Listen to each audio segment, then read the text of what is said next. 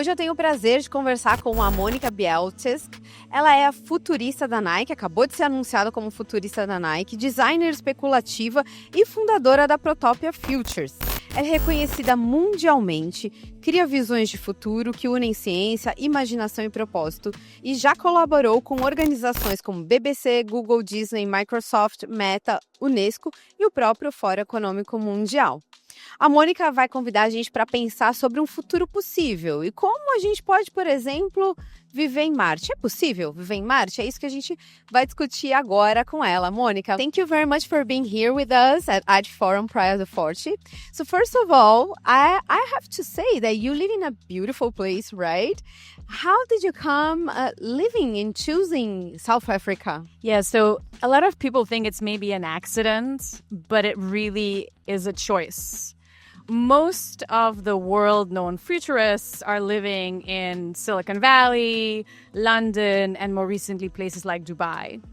For me, being based in Global South gives me a very different insight in the perspectives of the majority world, because it's not the third world, it's not even Global South, it is the majority world. The future will be decided by the majority world, and the global north needs to catch up with that. Of course, I travel everywhere. Of course, I worked extensively between Silicon Valley and Hollywood, New York, London, all of these major metropolises, as well as in Asia. But to have these insights of the future that is designed around real people's real needs, then the wants and desires of the extremely privileged few that feel very disconnected from the impact of their actions. I always say that you have to design with, not for. You have to lean into the leadership of the most impacted. And so for me, that's been really, really valuable. And I think, so many of the global north futurists come into majority worlds and they speak in a very top-down way, and they offer incredibly oversimplified solutions that are entirely removed from context. In fact, they're not even aware of that context. And I really believe that the solutions that are applicable in places like Copenhagen, Amsterdam, San Francisco are not necessarily the same solutions that are applicable in Sao Paulo or Johannesburg or Jakarta or Mumbai. However, the solutions that people come up with in Lagos or Bangkok or Rio de Janeiro have much more in common. And so I'm really, really excited about fostering that greater conversation between different parts of the global south that is not filtered through that diminishing lens of the global north. That being said, of course, it's very important to engage with everything that is happening everywhere. But for me to have that space and to have that distance and to participate in really what's happening on the African continent as somebody that is not originally from there, has been really, really fundamental in shaping my work. Amazing. And also, you are the founder of Protopia Futures, right? So can you tell me more about it to the audience as well? And you promote a different future, a different view of future for civilization, businesses. What kind of future is that one? Yeah, so people sometimes assume that Protopia is this kind of vanilla middle center between utopia and dystopia. Dystopia is problematic because it's this vision of doom and gloom. And it is profoundly disengaging. Because if you feel that the future is doomed and there's nothing you can do about it, then of course you'll do nothing about it. Now, utopia is this magical future vision where we leapfrogged our problems entirely. And it's profoundly unrealistic. It's removed from the real issues that we need to address today. But also, there's something even more problematic. The origin of utopia has always been exclusionary. It excluded cultures. It excluded disabilities. It privileged these very narrow, very homogenous perspectives that, again, are not contextual for the majority world. And so Protopia is less of a final destination and rather a process of learning, of proactive prototyping that leans into these insights from the edges, right? It leans into the insights from the global majority world. It leans into the insights from disability, neurodivergence, because again, most of utopias exclude disability to a point where you think that disabled people need to be exterminated to achieve utopia. However, disability is profoundly innovative. So much of technology that today we take for granted it actually has improved our lives has initially been accessibility technology. From voice assistants to subtitles, email. I mean, these are very basic things, and they have been initially accessibility technologies. Yet when we tell the story of innovation, we mostly center military-industrial complex-based innovation. Now, that innovation is important. It is inevitable in many cases, but it should not be something that we center because ultimately it does not benefit most of humanity. And so Protopia really leans into that. And then another crucial aspect of Protopian framework, which is very different from dystopian and utopian, is embodiment, embodied futures. Like, what is the future? Not for abstract technologies, but really how the future is lived through our bodies. How it's not just about becoming better, stronger, faster, but really, what do we feel in our bodies? What is that sensory experience? Because that is the truth. Biology is the real future frontier. And so when you understand that, you understand that we need to move away from user-centric design and even from human-centric design. And it's not to say that humans are the virus or we need to become post-human, but you understand that humans are not just humans. Humans are human plus. Majority of DNA within our body is not even ours. Majority of diversity of DNA within our bodies is not even ours, right? So for us to be well, for us to flourish, we cannot separate ourselves from the biosphere and from all life that we are interdependent with. And so to design for life, to embrace life-centric design is not to neglect humans, is actually to benefit humanity over the long term. And so these are really the principles of Protopia.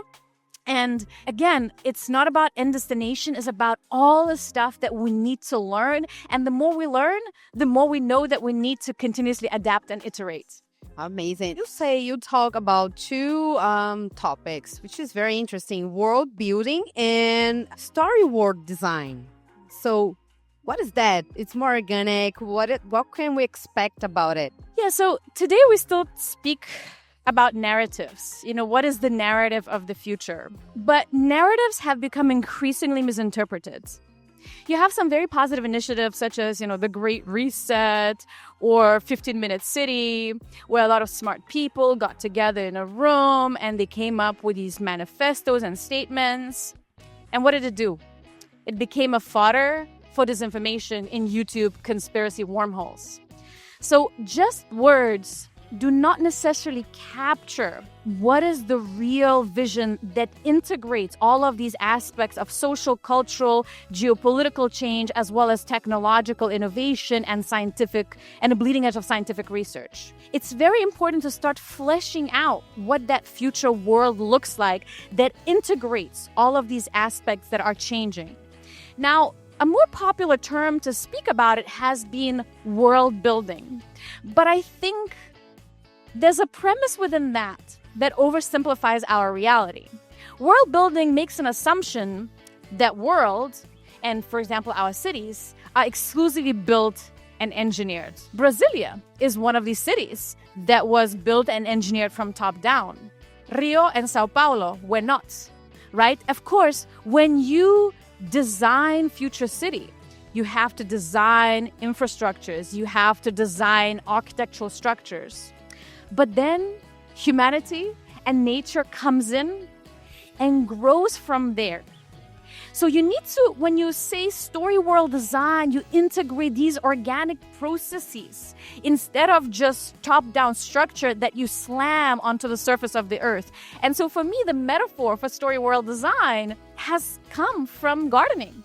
When you garden, of course, you create your gardening plots, you decide where you're going to plant which seeds. You're gonna put the compost in, but then when the seeds start growing, they might not grow the same way you expect it. And you need to constantly adapt and nourish and maintain it. It's never just fully done. And so that's why story world design, for me, is a much more apt metaphor. And I think the value of that really comes from understanding how within entertainment industry, that has made certain intellectual properties most compelling. So properties such as Avatar, Black Panther. The real value within that is not the narrative, is not the story, is not even one single character. It is the world of Pandora. It is the world of Wakanda. And because that world is inspiring, beautiful, fascinating, people want to spend time within it. And then they're going to watch movies, they're going to watch TV series, they're going to play games, they're going to go to the theme park, they're going to buy merchandising. And this is all nice and cool. It's amazing from the entertainment industry. But I say that there's something of that, how to create captivating future world vision that we need to bring into the corporate world and to the policy world. How can we make learning exciting? How can we make people want not to just spend hours, days, weeks, months, years in the world of a video game or addicted to, again, YouTube conspiracy wormholes, but learning about regenerative architectures, about regenerative energy grids, about bleeding edge research in biomedical and life sciences. So in order to achieve that, we have to make knowledge appealing and captivating. And we need to present that future vision not simply as a story, but as a story world that people would want to immerse in and learn more about. You mentioned nature, cities, but what is your vision about living Mars? So people still speak today that colonization of Mars maybe could be that moonshot to unite humanity. And this is so nonsensical. It really is. Or again, people like Elon Musk that until very recent, and in his recent sort of fall from grace, was considered as this person that will take humanity into its future. Now, his inspiration of a future vision from Mars came from 1954 book Mars Project, which was written by Wernher von Braun, that was also a close friend of Walt Disney and who was a spokesperson for NASA.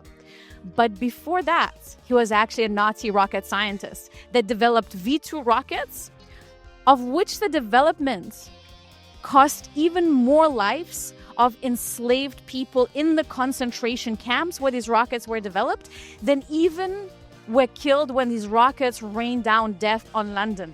Now, somebody like Elon Musk views that story uncritically. Within that story, the future of Mars is this advanced civilization ruled by a small group of philosopher kings, of which the King of Kings was named, guess what? Elon. And so in a way, he embraced that story, but that story is from mid-20th century. The problem with it is not that it's simply outdated from political, social, or cultural point of view. It is outdated scientifically. At that time, we believed there was advanced civilization on Mars. We looked at Mars pictures and we thought these are the highways and irrigation grids. Now, we have understood how hostile Mars is as a planet. Earth could be hit by 3 massive asteroids, experience 10 nuclear wars, and a pandemic 100 times worse than COVID. And it would still be possibly 1,000 times more livable than Mars. So going to Mars is not an issue of rockets. It's not an issue of rocket technology, even if we indeed do need better rockets to go on Mars. The issue is our biology. Biology is the real frontier. Human flesh, blood, bones, our retinas are not made to live under such different atmospheric pressure, with such different gravity, without the ecosystem that our microbiome is completely dependent on. Life on Mars is unlivable for our biology. And for some people, that might seem like something incredibly sad, that we are very unlikely to encounter aliens in our lifetime. But guess what? We actually have aliens here on Earth. We are discovering these extraordinary life forms in the deep sea vents and miles under the Earth's surface where we thought life would not exist because it is so hot, because the pressure is so high, etc., etc., etc. And these life forms, these aliens on Earth, even octopi, right? Octopi have such different distributed intelligence, distributed brain through their bodies that they might as well be aliens. And we do not understand their intelligence. We do not understand what kind of extraordinary secrets and solutions they offer to the future of cures for cancer, to the future of regenerating our soils. So I say that we shouldn't be sad about the fact that Mars is not in our any immediate future. We should be excited about all this extraordinary intelligence that exists in this immense world, which is Earth, and all the stuff that we can learn from it. So let's remember that life is so much more advanced than silicon. Zeros and ones, the binary code, engineered structures, robotic technologies are nowhere close to the extraordinary capabilities that life has. And this is something to be excited about. This is something to lean on into. And this is something that will deliver the real next revolution in how we design things on Earth. We had to go through that stage of silicon technology, engineered technology, but the next stage is really biology. And technology needs to not create replacements for that.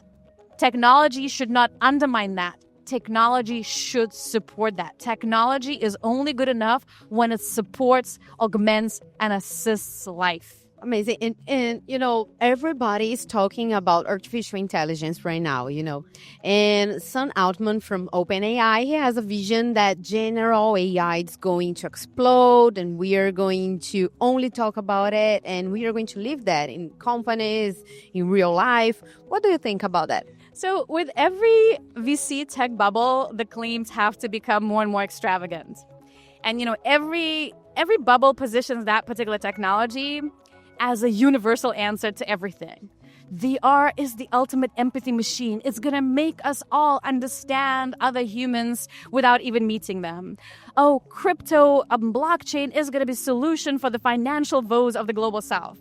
And of course, AGI is either, depending on who you listen to, God or a demon that will either bring us salvation or destruction.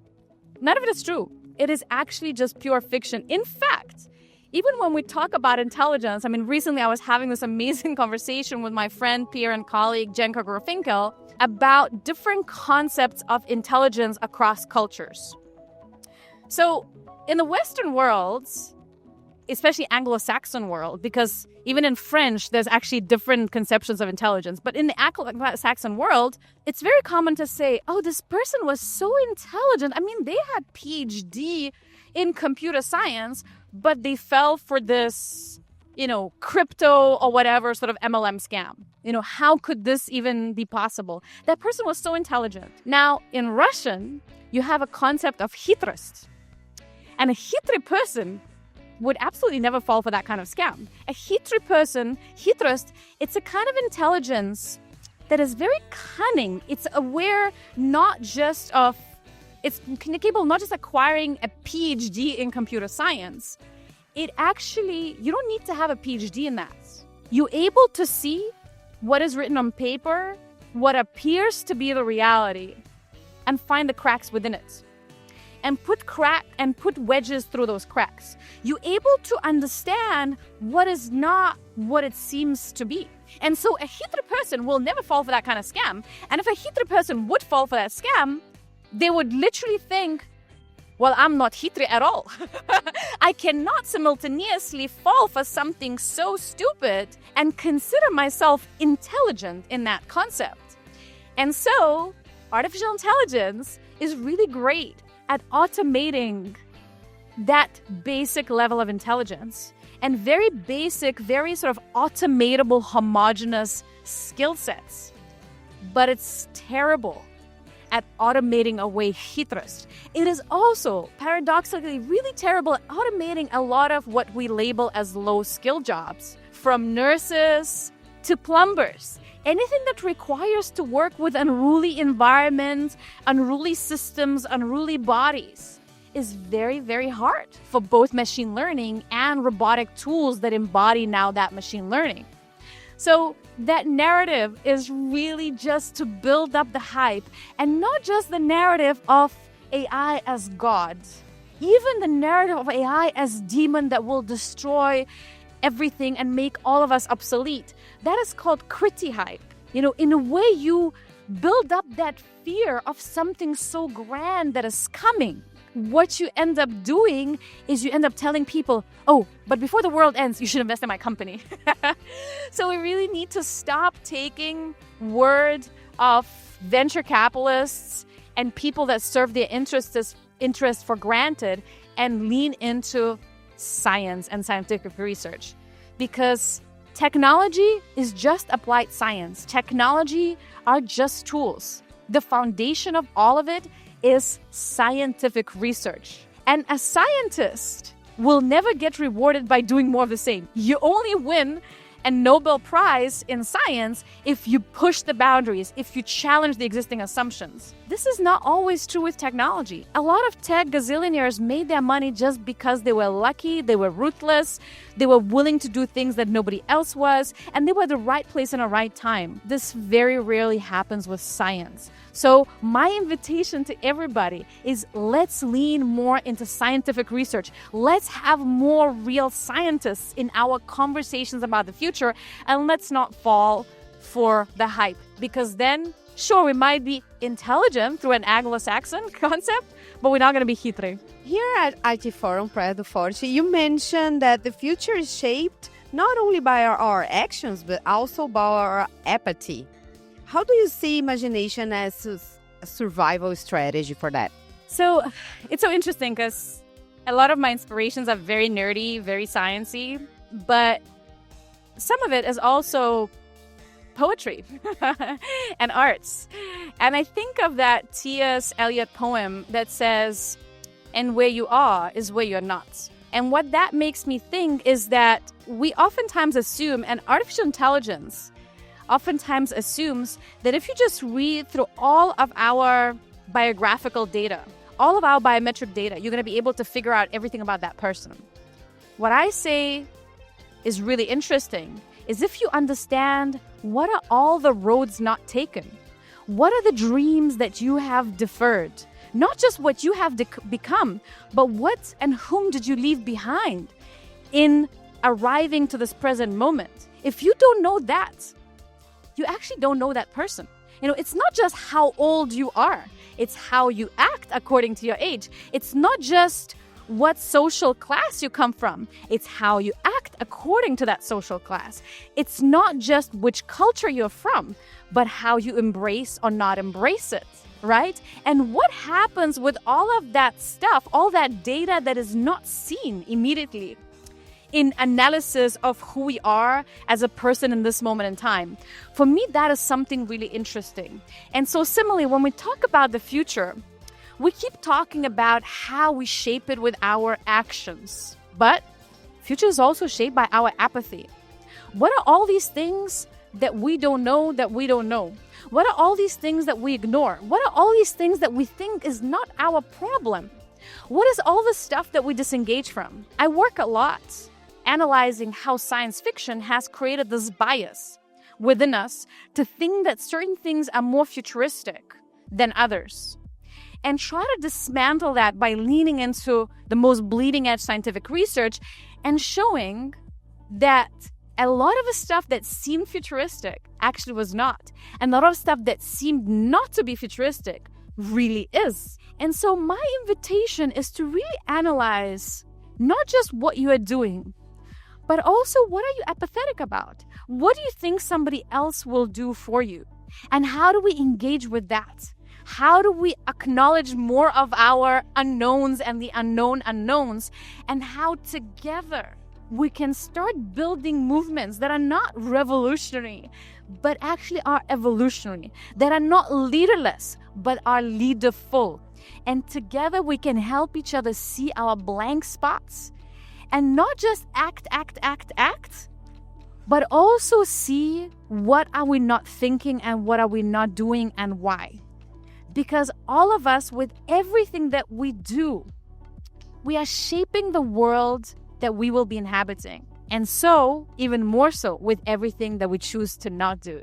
So let's ask ourselves a question about it, and let's embrace more agency versus apathy. Monika, it was amazing talking to you. Thank you very much again. Your thoughts, everything that you talked to us. See you next time. Thank you. It was such a pleasure. I love Brazil, and I am really excited to be coming back here more. In fact, before I landed on living in South Africa, I have seriously considered Rio de Janeiro because I really love that city. And oftentimes I say to people that, I live in Johannesburg because it's really the beating cultural heart of the African continent. But there's so many similarities between Cape Town and Rio, and I consider them possibly two most beautiful cities in the world.